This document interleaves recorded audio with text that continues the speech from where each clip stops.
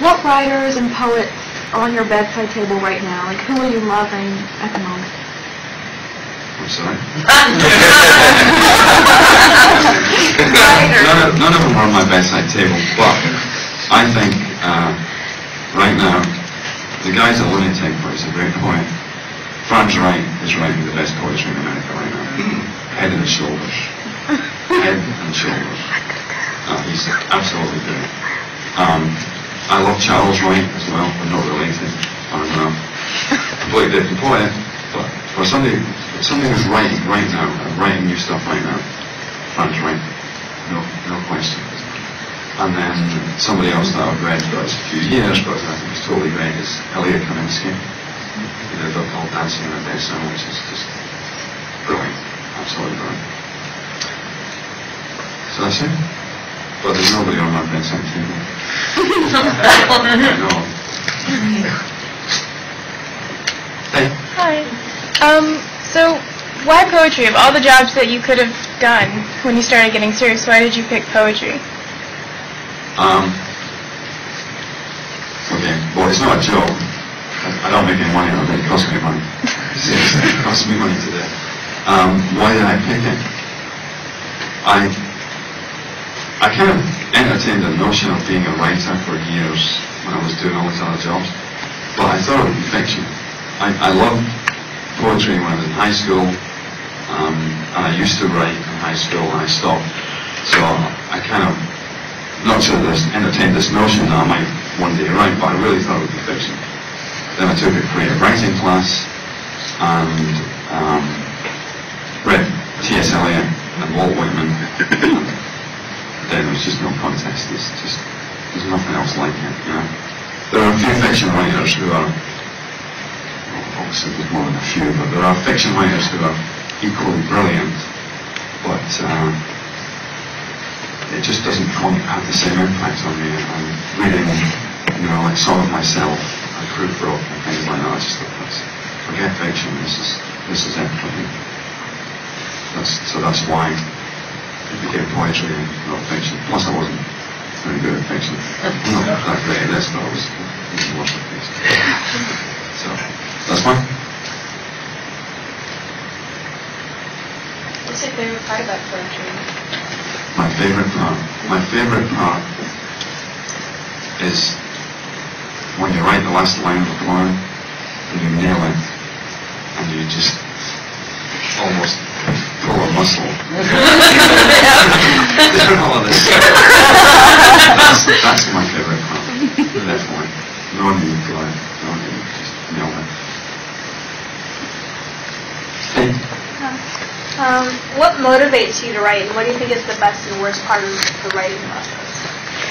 What motivates me? That's a really difficult question to answer because, you know, any writer will tell you that at any given time they may be writing or they may not be writing. I don't quite know what it is that makes that different. Sometimes you feel that you have to, and that's great, and you do it. Other times you feel that you don't, and so you don't. What was the second part of your question? What do you think is the best and worst part of the writing process? Oh, the best part is writing, and the worst part is not writing. That's pretty much it. Yeah. But what motivates me? Honestly, I really don't know. Sometimes it can be something like a word or a phrase. If you're in the place where you can write, seriously, an idea or a word or a phrase will be enough to generate a poem. If you're not in that place, nothing will do it. So I don't quite know what that motivation is. And in fact, if I figured it out, I'd make a fortune because everybody wonders what it is. Something else? Solve. No, I was kidding. I was like, solve that lady there. So my writing process involves going for a long walk in the early morning with my dog, and then drinking coffee and sitting down and writing. And it seems that ritual works for me, and I was wondering if you have a writing process that you kind of do ritualistically.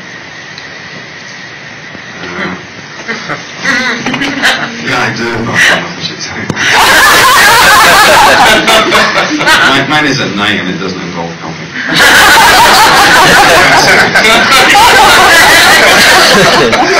I think we all need a process. I mean, you find what works for you, and that's what you do. You know, I find the line. At least say about that. Okay.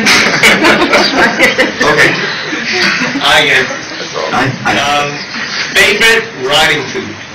Say that again? Favorite writing food? Like, what do you eat when you write? I don't. You don't? No, I do actually. I don't eat as I write. I never eat as I write.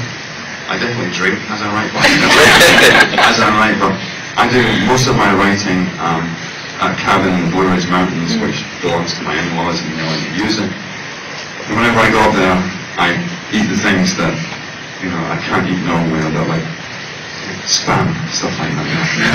Stuff that's really bad for you. But just, you only go for a few days, and so you get to do exactly what you want to do and what you shouldn't do, and so, you know, spam and beer and mince and potatoes and stuff like that.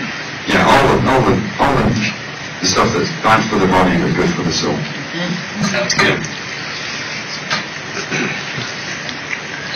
Okay, needing to go for a smoke since okay, go ahead. Just one last question. I was wondering, what do you think is like you use a lot of humor in your writing. I was wondering what it is about humor that you think is important for your writing or for reading something in general. Okay. The reason, and funnily enough, I haven't written a funny poem in years, but my personal take on what a poetry reading should be is that the audience should enjoy it. Right? That's the number one thing. It's the number one thing. There's nothing. Tom Lux, who's a well-known poet, once said, "I would rather stick burning matches in my ears than attend most of the poetry readings that I've been to." Absolutely. And he's a poet. You need to enjoy it. You need to enjoy it. You don't want to sit there like wondering what the hell the poet's talking about. But honestly, so I include those humorous poems as something lighter, because some of the stuff's a little serious and the poetry's very dense and da-da-da-da.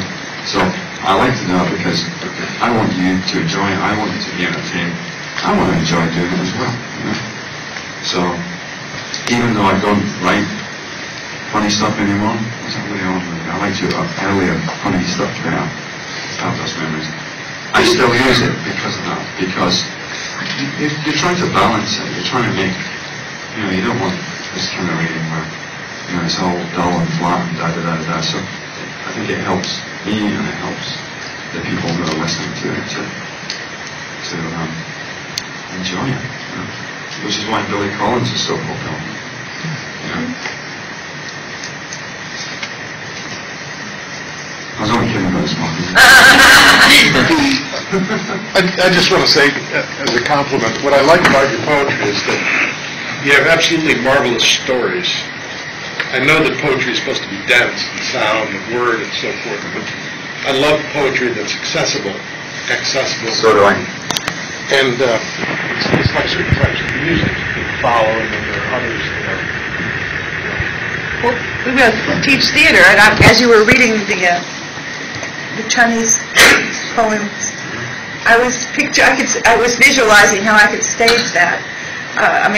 I spent a lot of time studying Japanese theater, so there's not a whole lot of difference in the movements and so forth, and I was, in my mind, seeing how that could be staged, because that's how I think as an artist, and they are beautifully narrative. So I might get to call you up one time someday. Very beautiful. Well, thank you. You were talking about what it means to be, how your process and all of this kind of thing, which reminded me of something that a Japanese poet and a playwright once said, that art is that which lies between the shadow and the substance. And so when you did the tea house one, I could smell it, I could see it, and I could feel it although it's just a shadow now. And thank you for beautiful poems. Well, thank you. Thank you very much. No, they were really they're beautiful. And I thought, was The River Merchant's Wife by Ezra Pound for Lupo, was that at all in your mind? Say that again? The River Merchant's Wife, the Ezra Pound poem? No. Okay. No. That must be coincidence. He copied it from me.